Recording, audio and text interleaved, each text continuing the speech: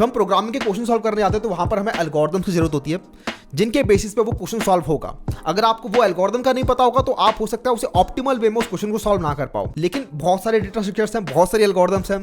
कौन सी ऐसी एल्गोरिथम्स हैं जिनका पता होना बहुत जरूरी है, जो कि मल्टीपल क्वेश्चंस में आ रही होती हैं, आज उसकी बात करने वाले हैं। कुछ ऐसी एल्गोरिथम्स की जो कि अगर आप कर लोगे और उनको आप 7 दिनों में कर लोगे, ठीक है। आज मैं ऐसे एल्गोरिथम्स बताने वाला हूं उनको कि जिनको आप अगर आपने एक बार कर लिया ना तो उसके बाद आपसे मल्टीपल क्वेश्चन सॉल्व होने लगे, क्योंकि वो बहुत सारे क्वेश्चंस में लग रही होती हैं वो एल्गोरिथम्स।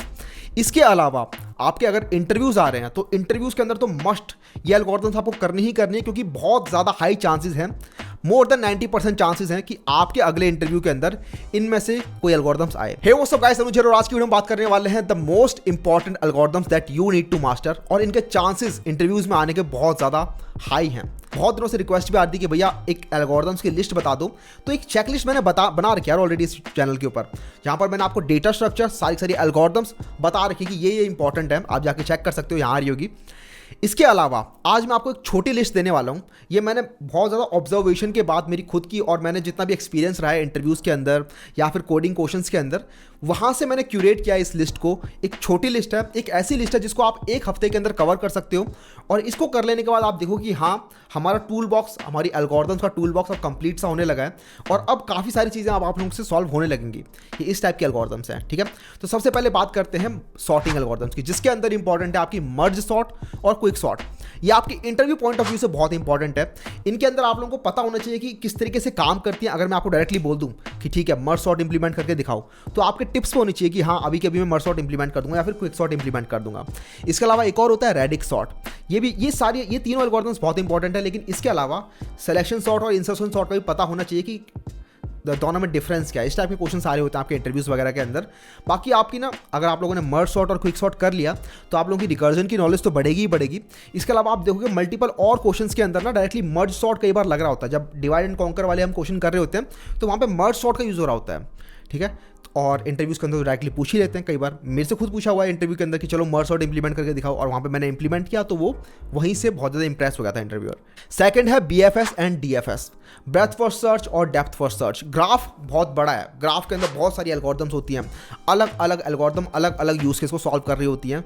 लेकिन BFS एंड DFS ये दो ऐसी एल्गोरिथम्स हैं जो कि बहुत ही बेसिक एल्गोरिथम्स हैं, और ऐसी एल्गोरिथम्स हैं जिनसे कि मल्टीपल अलग अलग टाइप के क्वेश्चन सॉल्व हो रहे होते हैं, बहुत ज़्यादा क्वेश्चन सॉल्व हो रहे होते हैं। और इंटरव्यू के अंदर एक बहुत ही फेवरेट टॉपिक होता है इंटरव्यूअर का BFS या DFS, ठीक है। वो ज़्यादा एडवांस नहीं जा रहे होते, कई बार वो आपका BFS और DFS के अंदर ही काफ़ी सारी चीज़ें टेस्ट कर लेते हैं। किस तरीके से आप लोग स्टैक और क्यूज लगा रहे होते हो, किस तरीके से आप लोग विजिटेड का ख्याल रख रहे होते हो। तो BFS and DFS are very important. और इसके अलावा टोपोलॉजिकल सॉर्टिंग, ये मैंने देखा है इंटरव्यूज पॉइंट ऑफ व्यू से टोपोलॉजिकल सॉर्टिंग बहुत इंपॉर्टेंट होता है ग्राफ के अंदर। जहाँ पर आपके एसाइक्लिक ग्राफ होते हैं, ठीक है, वहाँ पर आपके डायरेक्टेड एसाइक्लिक ग्राफ के लिए टोपोलॉजिकल सॉर्टिंग भी इंपॉर्टेंट होता है। तो ग्राफ के अंदर मैं बोलूंगा BFS, DFS and topological sorting. Before moving forward I would like to thank the sponsor for today's video, Educative. Educative एक कमाल का प्लेटफॉर्म है जो कि कम टाइम के अंदर ज़्यादा चीज़ें सीखने के काम में आता है। मल्टीपल कोर्सेज हैं एजुकेटिव के पास, और साथ ही साथ हैंड्स ऑन कोडिंग एनवायरनमेंट भी है।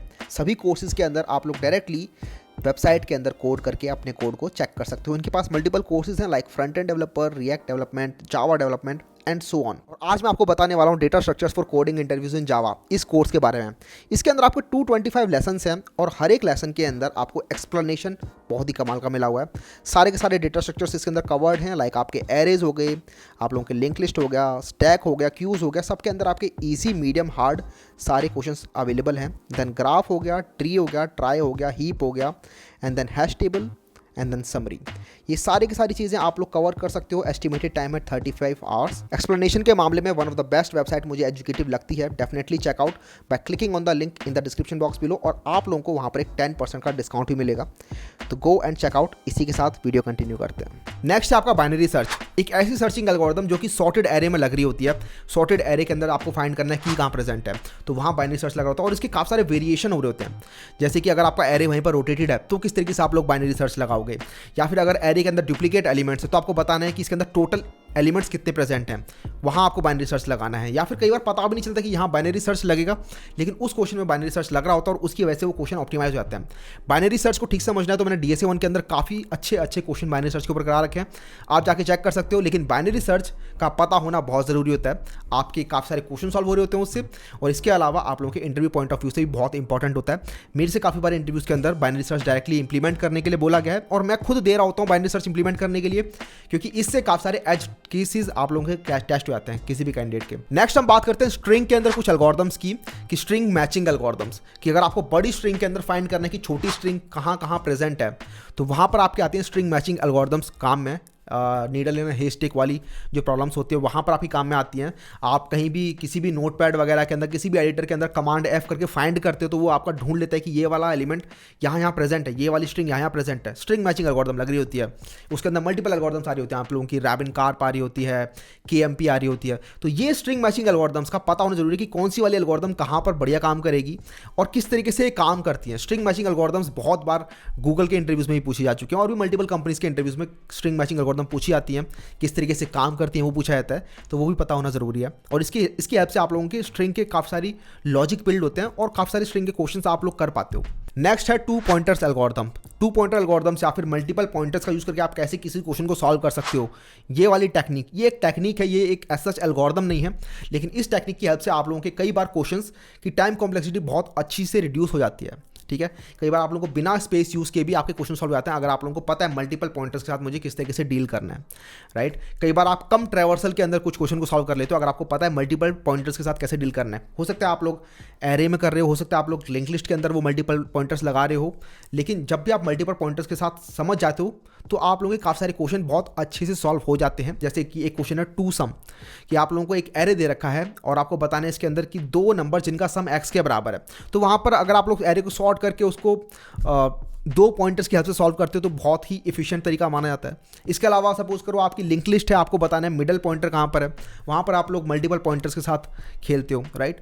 वहीं पे आप लोगों को अगर एक लिंक लिस्ट के अंदर लूप डिटेक्ट करना है, इस टाइप के मल्टीपल क्वेश्चन होते हैं जहाँ पर मल्टीपल पॉइंटर्स अगर आप लगाते हो तो उसी हेल्प से वो क्वेश्चन बहुत ऑप्टिमाइज तरीके से सॉल्व हो जाते हैं और बड़ी बड़ी एल्गोरिथम्स उनके ऊपर बनी रहती हैं, राइट। यही नहीं, आप लोगों की अगर कैडेंस एल्गोरिथम की बात करें तो वहाँ भी आप लोग 2 वेरिएबल्स लेके चलते हो, मैक्स सम और करंट सम, और उसकी हेल्प से आप लोग कर लेते हो। यहाँ पर मैं पॉइंटर्स का मतलब ये नहीं कि पॉइंटर्स ही हैं, नहीं, कि आप सिर्फ 2 वेरिएबल्स की हेल्प से, मल्टीपल वेरिएबल्स की हेल्प से आप लोग कैसे किसी क्वेश्चन को सॉल्व कर लेते हो। ये एक बहुत अच्छी टेक्निक है, इसके ऊपर बहुत सारे क्वेश्चंस आप लोगों को सॉल्व करने चाहिए। और डायरेक्टली अगर आप लोग सर्च करोगे 2 पॉइंटर एल्गोरिथम तो उसके ऊपर आप लोगों को मल्टीपल क्वेश्चंस देखने को मिलेंगे जिनको आप लोगों को प्रैक्टिस करना चाहिए। अब नेक्स्ट और फाइनल टॉपिक की बात करते हैं, which is binary search tree. Binary search tree की इंप्लीमेंटेशन ही सबसे ज़्यादा इंपॉर्टेंट मानी जाती है इसकी, कि किस तरीके से आप लोग इसके अंदर इंसर्ट कर सकते हो, किस तरीके से डिलीट कर सकते हो, ये ऑपरेशन करके दिखाओ। और एक बहुत ही अच्छा क्वेश्चन होता है ये इंटरव्यू पॉइंट ऑफ व्यू से भी। और अगर आप लोगों को पता है बाइनरी सर्च ट्री के अंदर ये ऑपरेशन किस तरीके से काम करते हैं तो यहाँ पर 2 फायदे होते हैं। आप लोगों की रिकर्जन की नॉलेज बहुत अच्छी हो जाती है, इसके अलावा आप लोगों से और भी ऑप्टिमाइज क्वेश्चन सॉल्व होने लग जाते हैं जो कि बाइनरी सर्च ट्री के ऊपर बेस्ड है कहीं ना कहीं।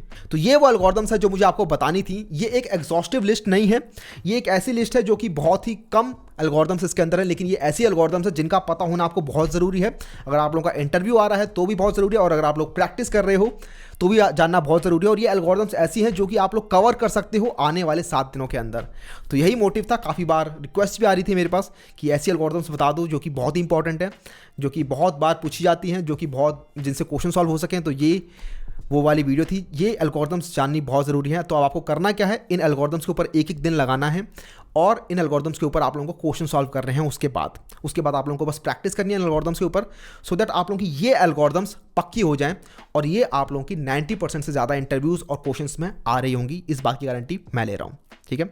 इसके बाद अगर आप लोग यहाँ तक बने हुए हो तो आप लोगों के लिए एक बोनस टिप कि internal working of hash map, ये भी बहुत बार मुझसे पूछा जा चुका है इंटरव्यूज़ वगैरह के अंदर। तो ये मैं आपको बताना चाहता हूँ क्योंकि आप लोग अभी तक रुके हुए थे। तो आप लोगों के लिए एक बोनस टिप है कि internal working of hash map is very important as well.